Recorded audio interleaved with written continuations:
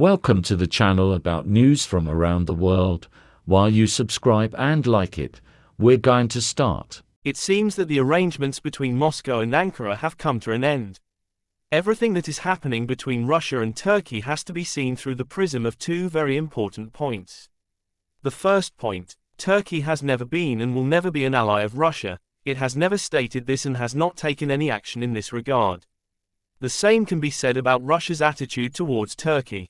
There have always been exclusively business contacts between our countries which are built on the basis of mutual benefits for each other. This balance, in a more or less stable format, was established under Erdogan, who first of all tries to observe the national interests of his country, sometimes very visible, and not to cause each other any significant harm which each party might want to do to the other. The scheme has worked reasonably well in recent years, albeit not without occasional setbacks.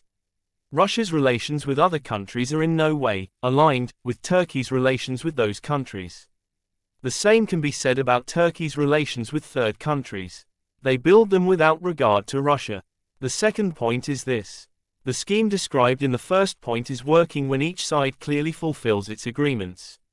Moscow and Ankara may have far fewer mutually beneficial agreements than they have serious contradictions, Syria being a prime example, but if they are respected, then the mutually beneficial interaction between our countries continues despite all disagreements. However, there is an unwritten rule in Russian-Turkish relations: if one side violates its agreements, usually Turkey, the other side's response is immediate. It is usually commensurate with the violations. After that, the balance of relations is restored in closed negotiations and a new stage of successful cooperation on some issue begins for the benefit of all. Thus, in the near future Russia will have to respond to Turkey's challenge, and it will do so.